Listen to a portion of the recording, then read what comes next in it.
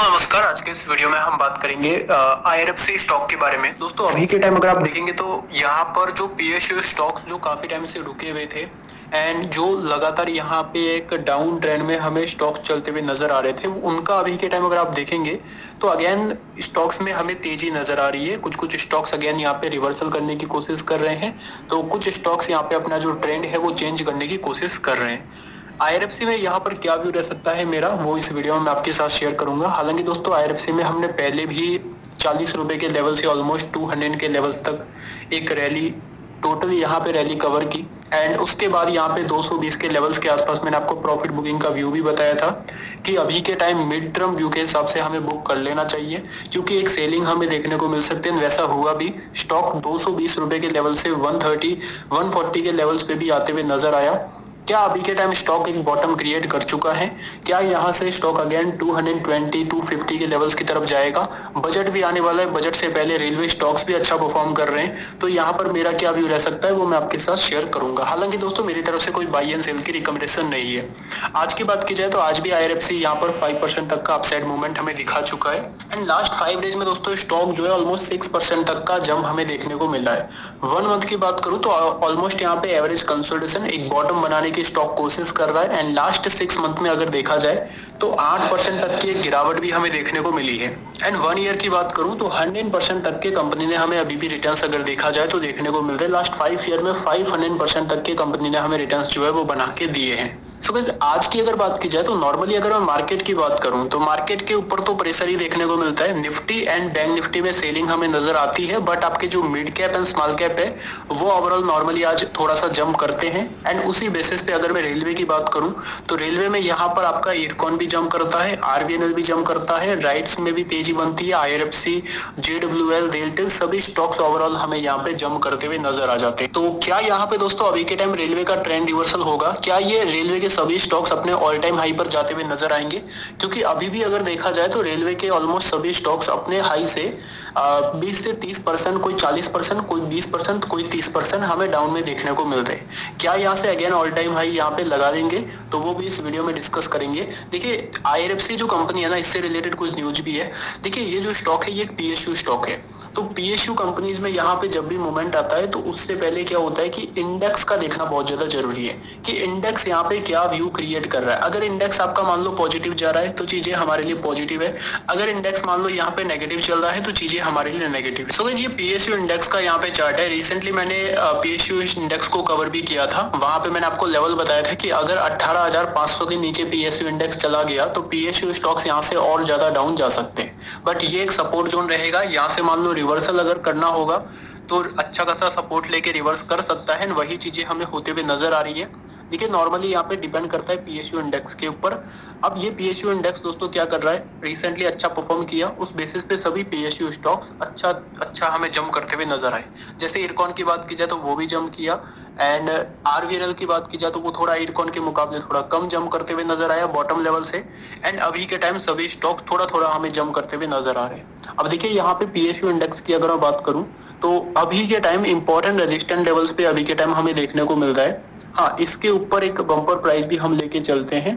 अभी जो हमारे लिए इंपॉर्टेंट रेजिस्टेंट निकल के आ रहा है वो तो आपका रहने वाला है दोस्तों, अभी जो चल रहा है वही इंपॉर्टेंट रेजिस्टेंट है, बट हम एक लेवल मान के चलते हैं कि पीएसयू इंडेक्स मान लो कि 20,000 के ऊपर 20,500 के ऊपर निकल जाता है, 20,500 के ऊपर एक अच्छी खासी क्लोजिंग दे देता है तो ये हमारे लिए अच्छी बात रहेगी। 20,500 20,600 का लेवल यहाँ पे अच्छी खासी क्लोजिंग दे देता है उस लेवल्स पे, तो क्या होगा कि पीएसयू इंडेक्स के जो ये लोअर लो के पैटर्न्स यहाँ पे बन रहे थे उनका ट्रेंड अपर डायरेक्शन में हमें कन्वर्ट होते हुए नजर आ जाएगा, तो ये हमारे लिए इंपॉर्टेंट है। वरना कभी कभी दोस्तों क्या होता है, जैसे अभी हाई पे गया, जैसे यहाँ पे हाई पे गया था, यहाँ पे जंप, तो इस प्रकार से यहाँ पे डाउन भी आ सकता है, बट ओवरऑल 20,600 के ऊपर निकल जाता है तो चीजें बेटर रहेगी एंड उसका इम्पैक्ट डायरेक्टली ये जो पीएसयू स्टॉक्स है इनके ऊपर भी हमें पड़ते हुए नजर आने वाला है। तो आईआरएफसी में सबसे पहले यहाँ पर अगर मैं न्यूज की बात करूं वो भी मैं आपके साथ शेयर कर लेता हूँ। सबसे पहले आज का डेटा देख लेते हैं।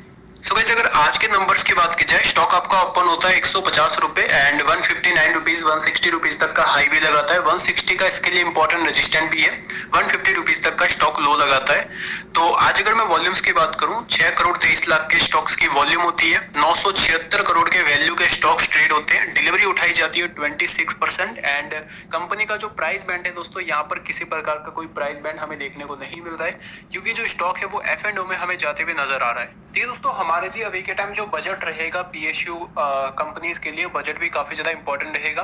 तो अभी के टाइम 2024-2025 में जो फाइनेंशियल ईयर हमें इंटरिम बजट जो देखने को मिला था, वहां पर अगर देखा जाए 2,52,200 करोड़ प्लस 10,000 करोड़ के अनाउंसमेंट, ऑलमोस्ट यहाँ पे 2,62,000 करोड़ तक का अपना जो है बजट था। अब देखिए यहाँ पे इस बार नॉर्मली जो बजट है रेलवे का, वो 10% के हिसाब से इंक्रीज होते हुए नजर आता है। उससे पहले ऑलमोस्ट 2,30,000 करोड़ के आसपास था, फिर 2,60,000 करोड़ हुआ। तो 7 से 8-10% तक की ग्रोथ हमें बजट में देखने को मिलती है। इस बार की अगर एक्सपेक्टेशन की बात करूं, तो इस बार जो एक्सपेक्टेशन लगाया जा रहा है बजट में कि 2,80,000 करोड़ तक का बजट जो है वो आ सकता है, ये गवर्नमेंट यहाँ पे इतना अनाउंसमेंट कर सकती है। और देखिए अगर ऐसा होता है तो चीजें बेटर है, बट मान लो कि 2,60,000 करोड़ का ही मिलता है तो एक चीज नेगेटिव होगी, और 2,80,000 करोड़ इससे प्लस आता है तो ये हमारे लिए एक पॉजिटिव चीज होने वाली है। अब देखिए अगर मैं बात करूं कि रेलवे में यहाँ पर बजट जो है अभी ऑलमोस्ट यहाँ पे अगर देखा जाए दिसंबर का मंथ एंड होती है, 2 महीने में हमें बजट जो है वो देखने को मिल जाएगा, एंड उससे पहले स्टॉक्स यहाँ पे परफॉर्म करना शुरू हो चुके हैं। तो क्या यहाँ पे बड़ा पैसा लगाना चाहिए, नहीं लगाना चाहिए, क्या स्ट्रेटजी यहाँ पे हम रख सकते हैं? देखिए नॉर्मली हमें क्या करना है, सिर्फ अभी जैसे PSU स्टॉक्स जम कर रहे हैं तो उन PSU स्टॉक्स के ऊपर फोकस करना है जो कंपनी फाइनेंशियल बेटर हो और वैल्यूएशन के हिसाब से लो वैल्यू पे मिल रही हो। ऐसा नहीं है कि रैंडमली कोई भी स्टॉक उठा लिया, बिल्कुल नहीं। जिस कंपनी के फाइनेंशियल्स अच्छे हैं और लोअर वैल्यूएशन पे मिल रही है, वही कंपनी हमारे लिए सेफ है, और वही कंपनी ऑलमोस्ट हमें सेफ्टी के साथ पैसा बना के दे सकती है।